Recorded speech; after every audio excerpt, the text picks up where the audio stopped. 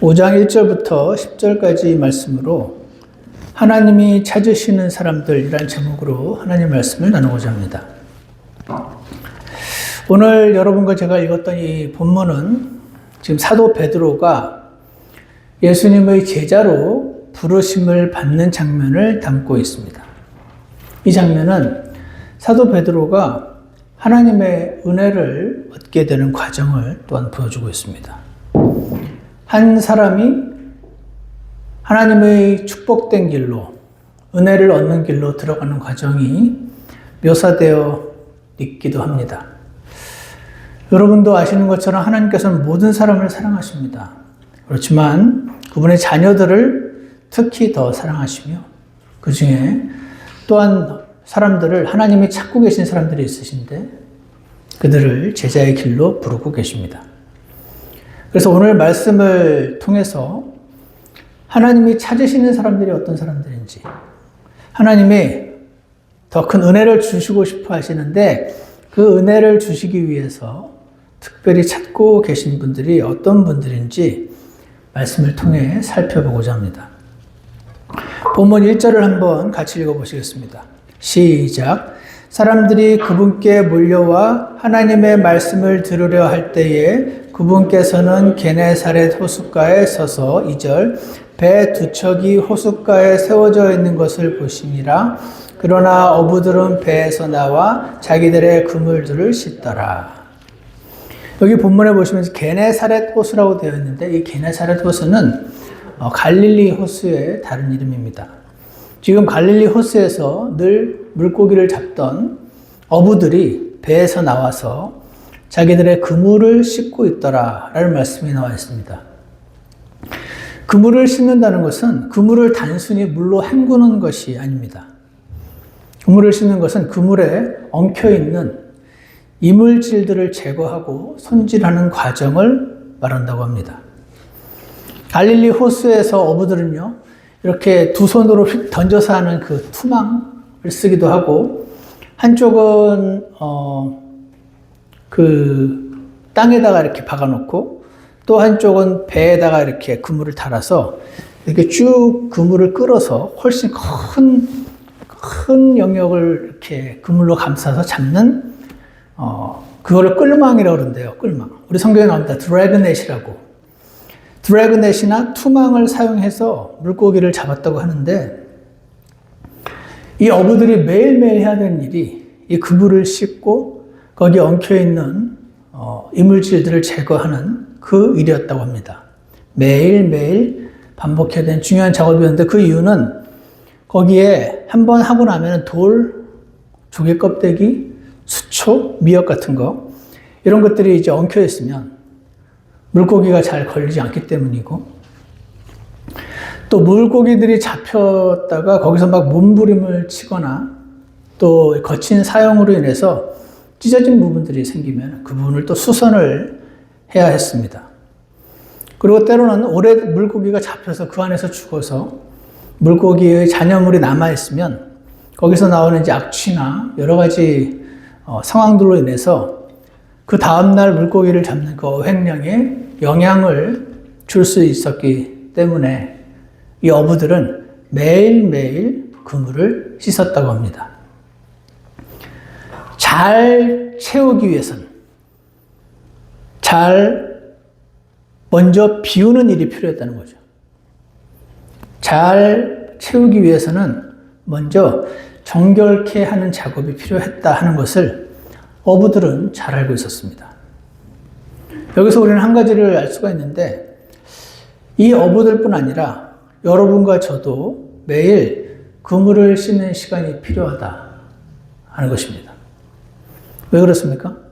우리의 영적인 그물에는 세상의 걱정과 염려와 우리의 죄악의 흔적들이 우리 영혼에 자꾸 엉겨 붙기 때문에 그렇습니다.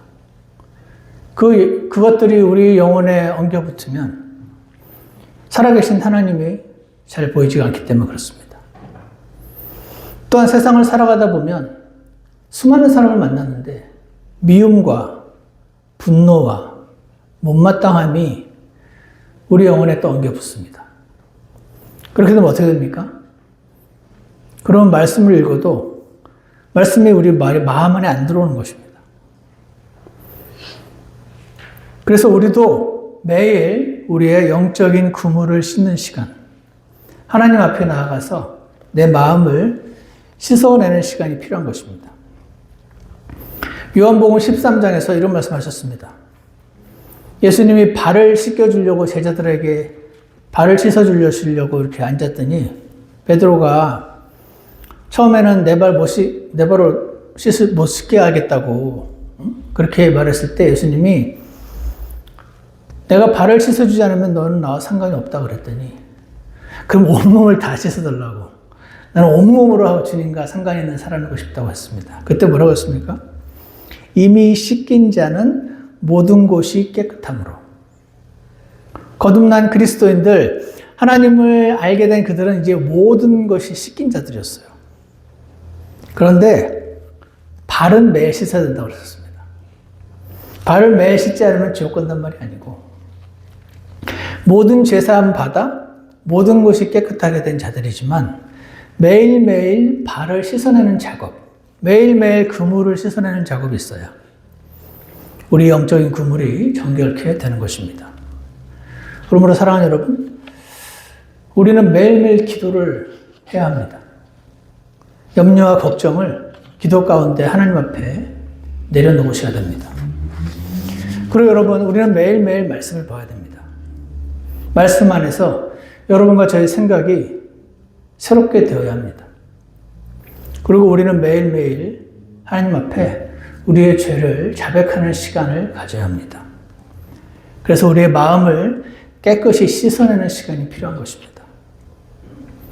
어부들은 다 알았습니다. 깨끗한 그물이 많은 물고기를 잡는다는 사실을.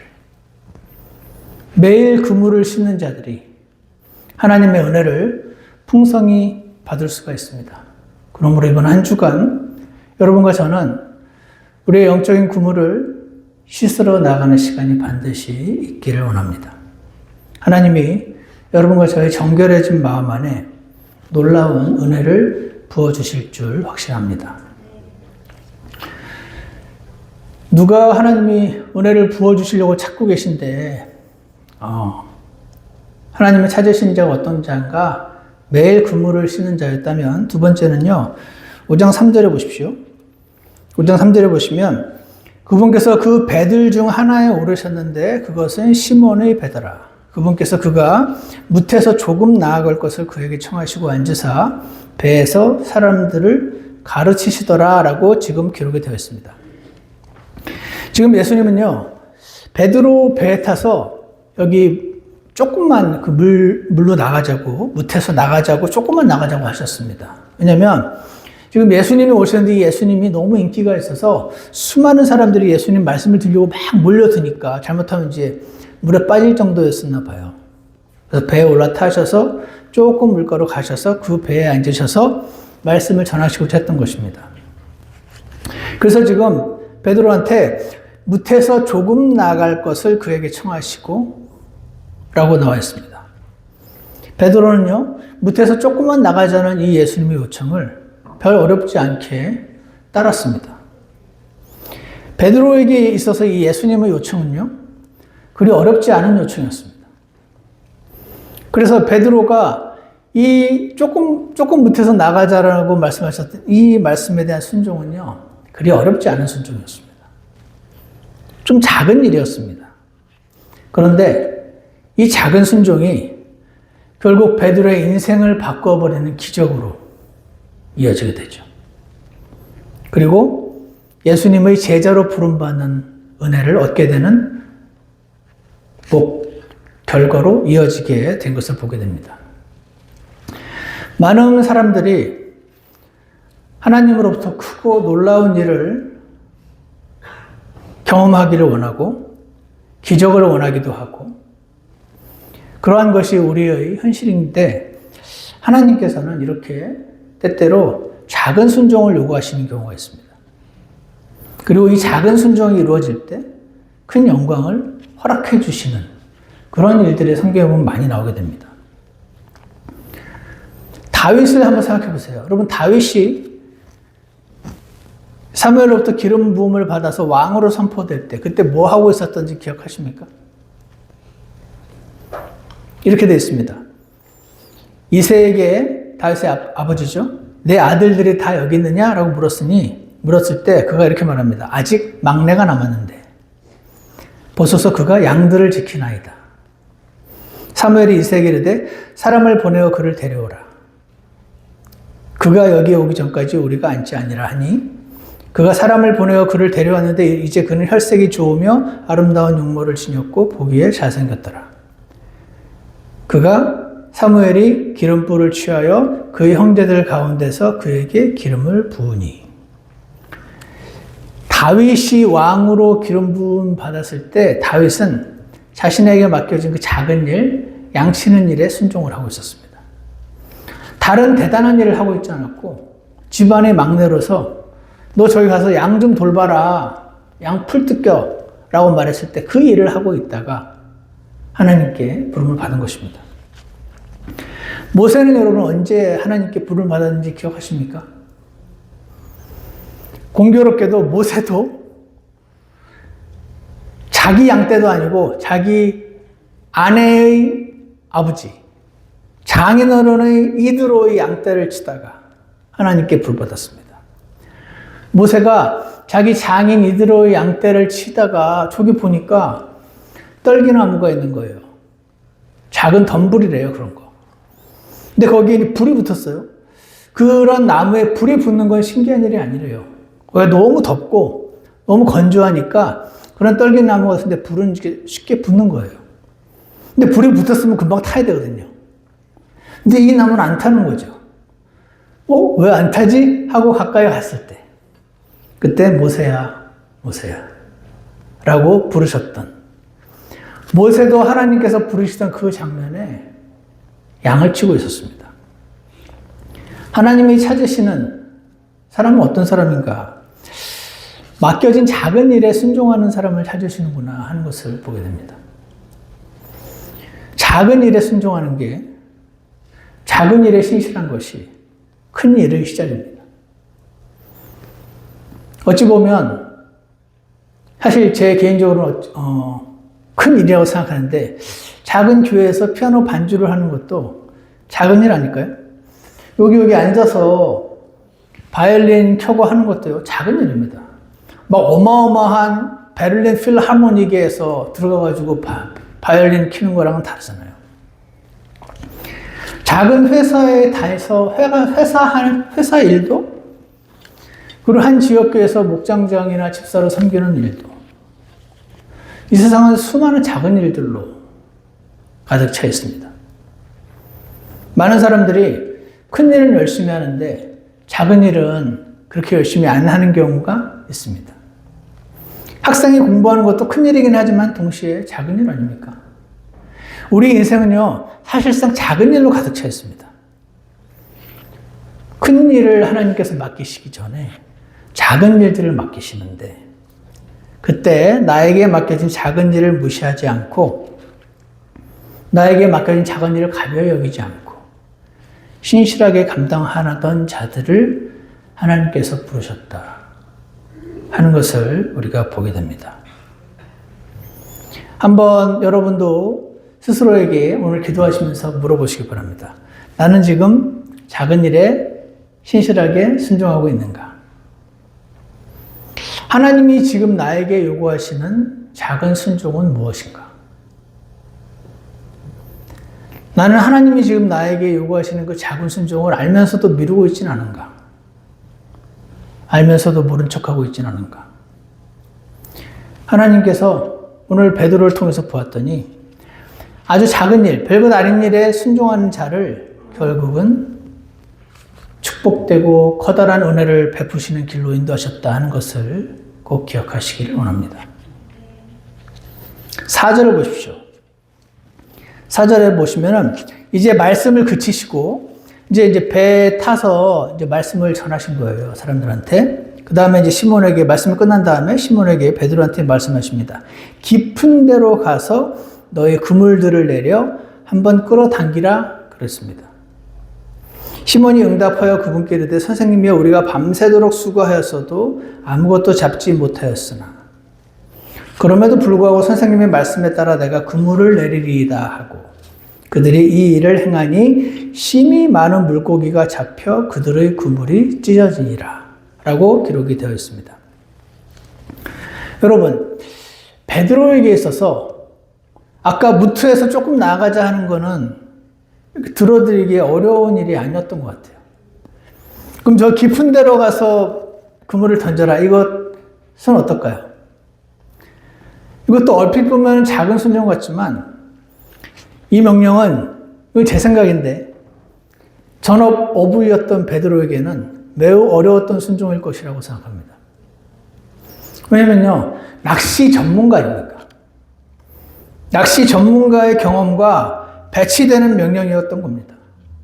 게다가 이걸 하자고 한 사람은 누굽니까? 전업 목수입니다. 인간적으로 보면 비전문가가 전문가의 영역에 개입해서 이렇게 하자 저렇게 하자 얘기한 겁니다.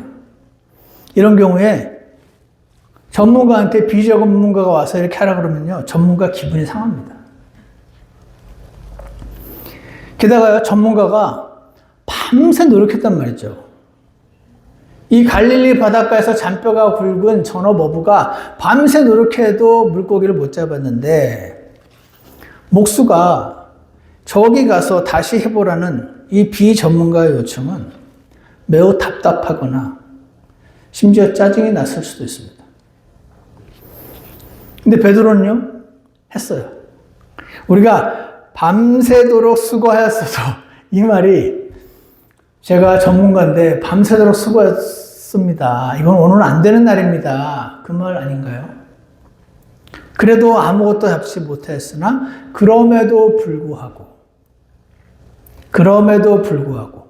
하나님이 은혜를 부어주시기 위해서 찾으시는 세 번째 사람은 그럼에도 불구하고 순종하는 사람입니다. 베드로는요, 자신의 전문 지식과 상식을 내려놓고 그럼에도 불구하고 하나님 말씀에 순종을 했습니다. 하나님, 그거 이미 다 해봤습니다. 제가 안 되는 걸 압니다. 다 경험해 봤습니다. 그럼에도 불구하고 말씀에 따라 내가 그물을 내리리이다. 베드로가 자기 상식을 내려놓았을 때 상식을 초월하는 일을 경험한 것입니다. 성경을 보면 하나님은 늘 이러시는 것 같습니다. 생각을 한번 해보십시오. 여리고 성을 정복할 때 어떻게 했었는지 기억하십니까? 여리고 성을 정복하는 방식도 전쟁의 상식과 너무 달랐습니다. 인간적인 생각으로 그 성을 빙글빙글 돌려고 그러는데 그러면 뭐합니까? 말도 안 되는 상식에 어긋나는 방식이었습니다. 이스라엘 백성은 그럼에도 불구하고 순종을 했습니다. 그 결과 여리고 성이 무너지는 기적을 경험했습니다. 또 하나 있습니다. 성경은 이런 예로 가득 차 있긴 하지만 어떤 사람이 빚을 크게 졌는데 그 빚을 갚을 때 어떻게 해야 됩니까? 그 빚을 갚기 위한 상식이라는 게 있을 거 아니에요. 엘리사 시대에 빚에 시달리는 한 과부가 있었습니다. 그녀의 집에는 기름 한 항아리가 있었어요. 기름 한 항아리면 거기에 가득 차 있는 기름이라 봤자 얼마 안 되는 거라 그럽니다. 엘리야는 이웃에게 가서 이 여인에게 빈 그릇을 많이 빌려오라고 그랬습니다. 왜냐하면 그 빈 그릇에다가 이 항아리에 있는 기름을 부어서 이 빈 그릇에 기름이 차면 그거 갖다 팔고 이렇게 하라는 의미였던 거죠. 항아리 안의 기름 양을 고려하면 그릇이 많이 필요가 없었습니다.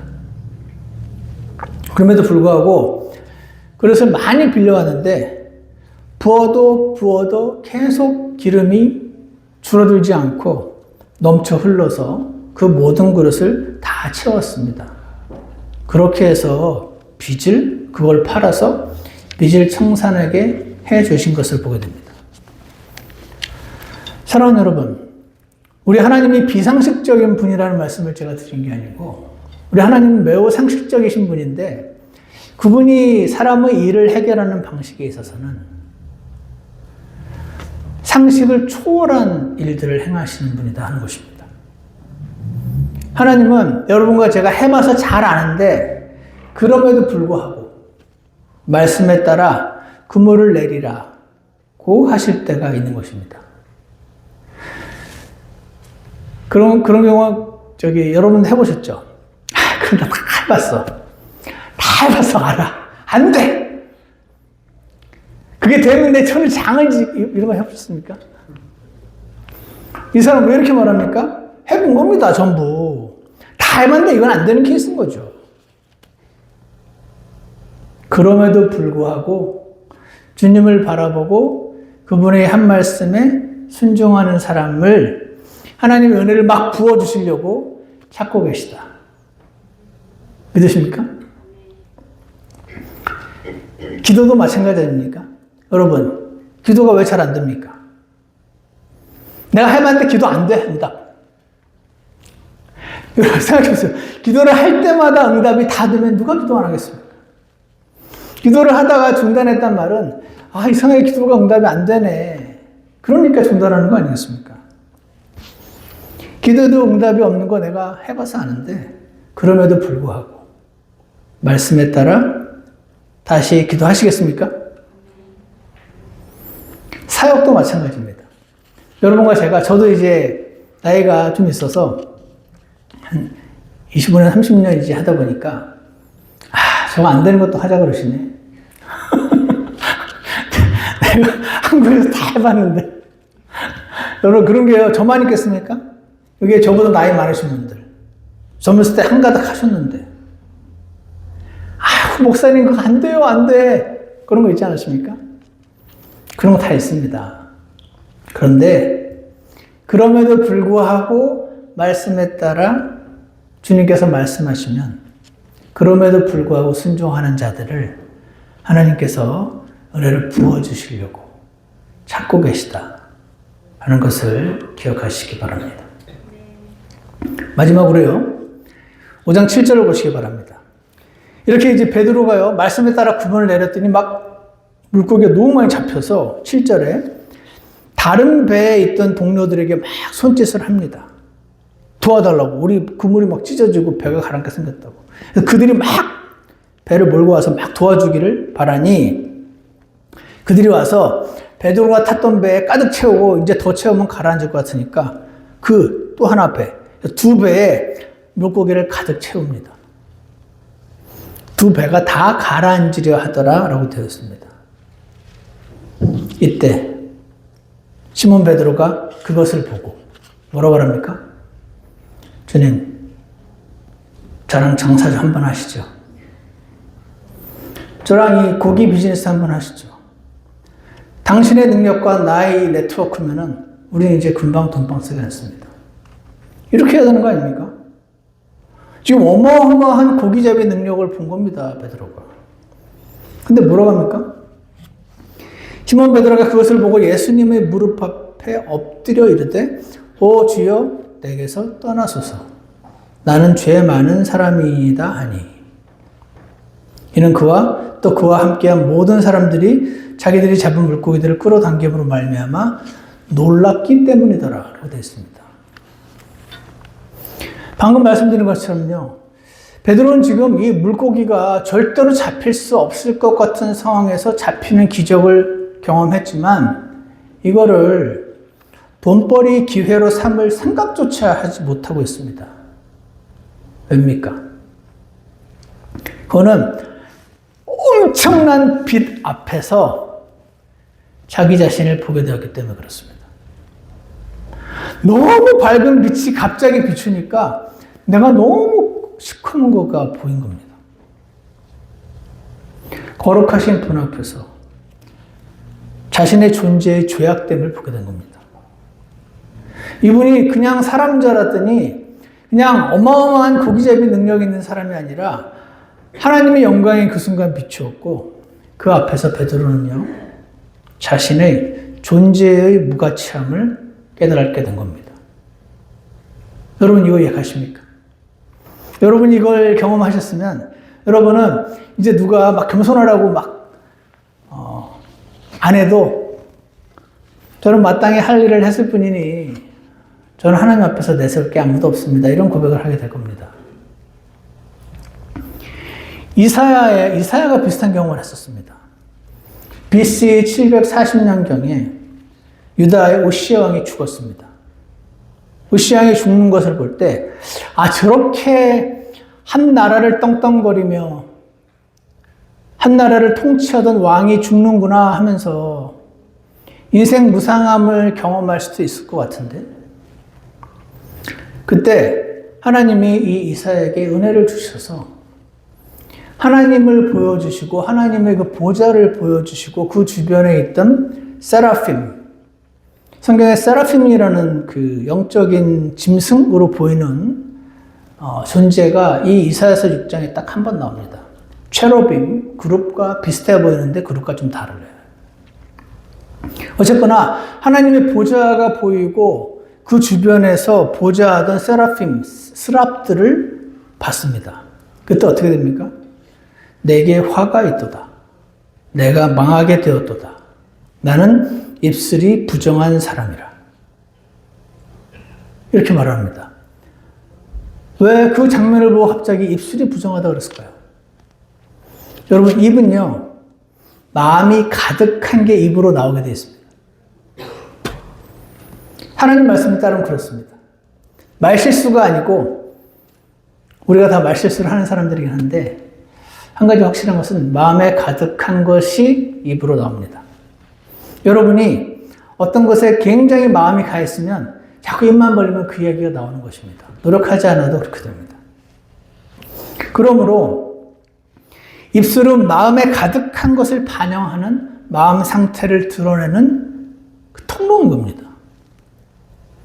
그래서 입술이 부정하다는 말은 그냥 언어적으로 말이 부정하다는 말이 아니고 이사야 자신의 내면과 존재 전체가 너무 부정하구나, 그것을 인정하는 표현이었습니다. 이사야는 지금 하나님 말씀을 전하라고 하나님이 그러시고 있는데, 나는 당신의 거룩한 말씀을 전할 자격이 없습니다. 그렇게 지금 말을 하고 있는 것입니다. 욥도 그랬습니다. 기억하십니까? 욥이 도대체 나에게 왜 이런 일이 일어나는가? 얼마나, 거기에 그렇게 써있진 않지만 욥의 처음엔 안 그랬는데 시간이 지나면서 욥은 계속해서 하나님을 원망합니다.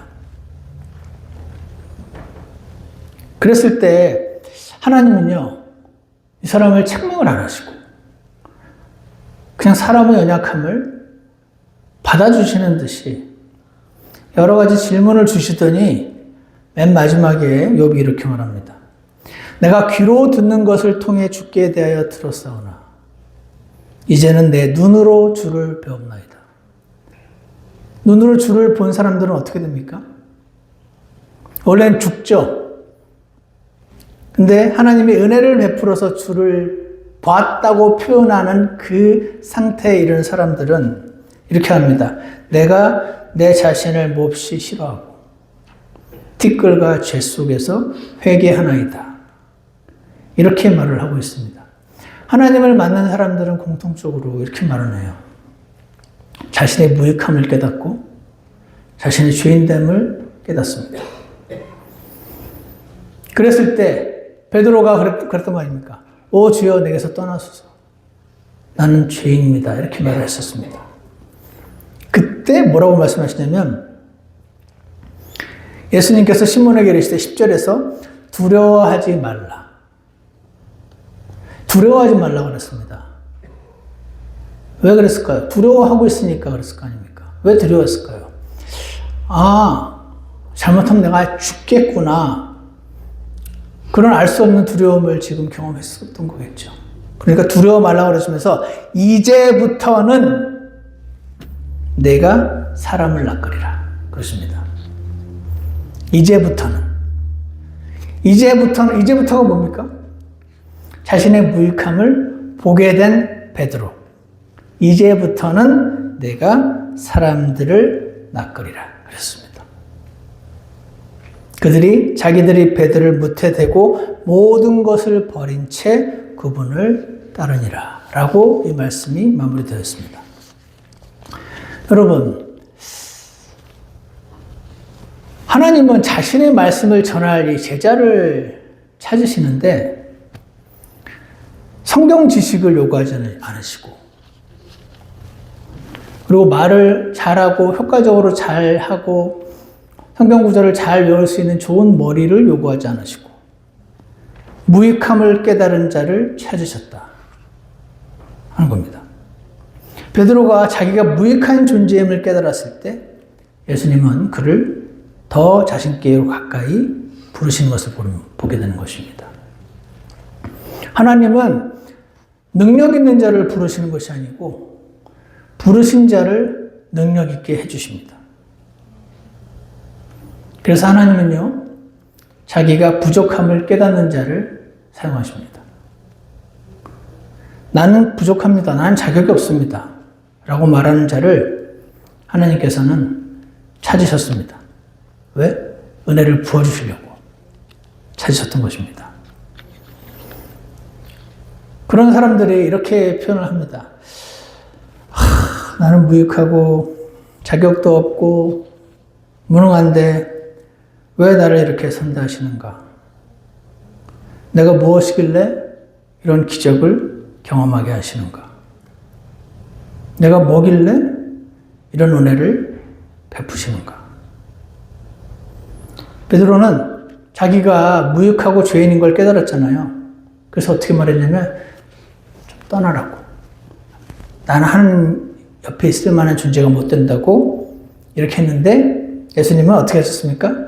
안 떠나시고 오히려 그를 제자로 부르시고 이제부터는 내가 사람들을 낚으리라 이렇게 말씀하신 것입니다. 여러분 때로 하나님 말씀을 읽고 교회를 섬기고 이 세상을 살아가다 보면 내가 참 이렇게 더러우니 하나님이 얼마나 나를 괘씸해 하실까? 이렇게 생각이 드실 때가 있으실지도 모르겠습니다. 그때 오늘 이 베드로를 보니까 그때 걱정하지 말고 오히려 회개하고 주님 앞에 나가면 되는구나. 그분은 자신의 무익함을 깨닫고 이제부터는 내가 너를 사람들을 낚는 자가 되게 해주겠다는 은혜를 주실 때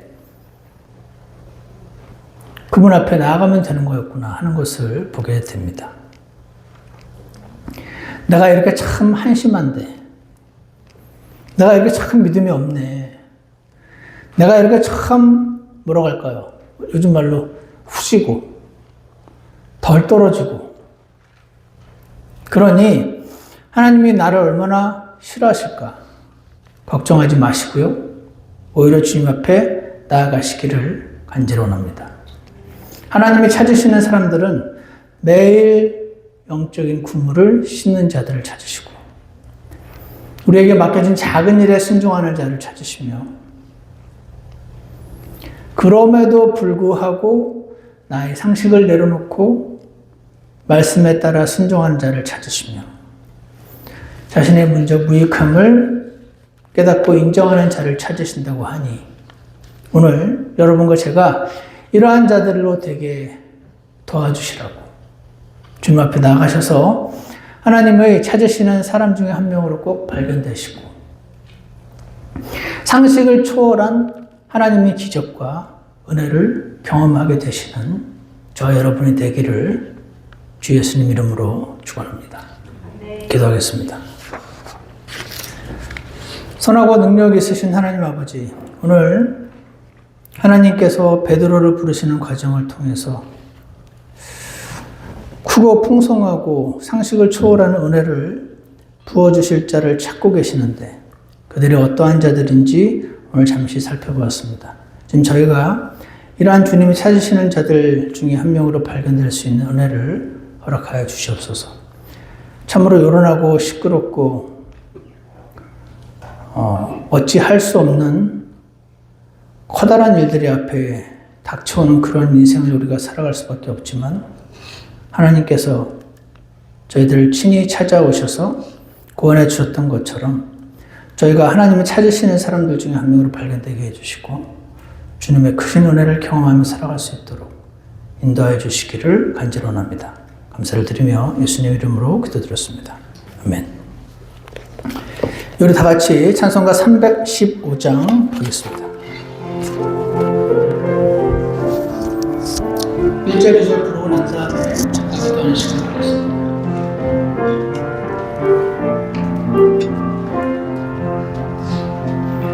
주님 원하신 대로 나 살기 원해요. 주께 내 삶 드려요. 내 모든 소망과 꿈들 내 모든 계획도 주님 손에 맡겨요. 주여 나의 삶을 사용해 주세요. 주님 원하신 대로 나 살기 원해요. 주께 내 삶 드려요. 내 모든 소망과 꿈들 내 모든 계획도 주님 손에 맡겨요. 2절 내 주의 은혜로 나 살기 원해요. 주께 내 삶 드려요. 나 비록 실패하여도 이기게 하시는 주님 손에 맡겨요. 주여 나의 삶을 사용해 주세요. 주님 원하신 대로 나 살기 원해요. 주께 내 삶 드려요. 내 모든 소망과 꿈들 내 모든 계획도 주님 손에 맡겨. 우리 잠깐 기도드리는 시간을 갖겠습니다. 하나님 우리에게 은혜를 풍성히 부어주시고 원하시는데 그런 데들을 찾고 계십니다. 저희가 그런 데들 가운데 하나를 발견되기 원한다고 주님 앞에 나가는 시간이 잠시 있겠습니다.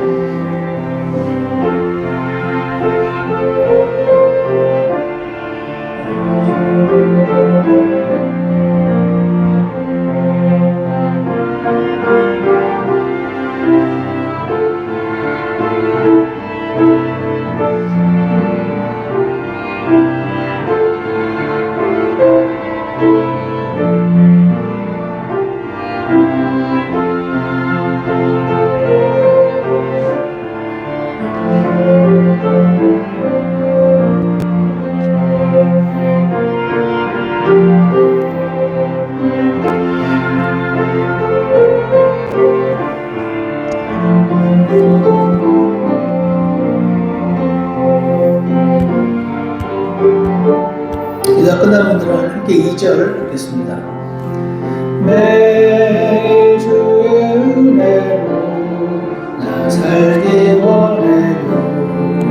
주께 내 삶 드려요. 나 비록 실패하여도 이기게 하시는 주님 손에 맡겨요. 주여 나의 삶을 사용해 주세요. 주님 원하신 대로 나 살기 원해요.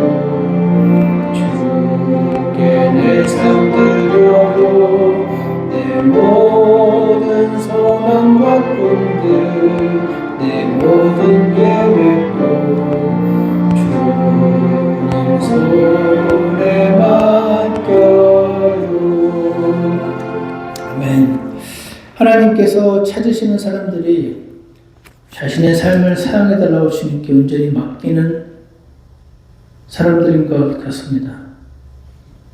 주께 내 삶을 드리겠다고 고백하고 내 모든 소망과 꿈들, 내 모든 계획도 주님 손에 맡기는 자들을 주님이 찾으시고 선하게 인도하시고 가장 온전한 길로 인도하셔서 상식을 초월한 일들을 허락하시고 모든 영광을 주님께서 받으실 줄 확신하오니 사랑하는 주님 저희를 긍휼히 여겨주시고 하나님의 은혜가 없이는 하루도 살 수 없는 자들임을 고백하오니 주님의 크고 풍성한 자기가 없는 자에게 주어지는 하나님의 축복과 하나님의 호의를 허락해 주시기를 간절합니다.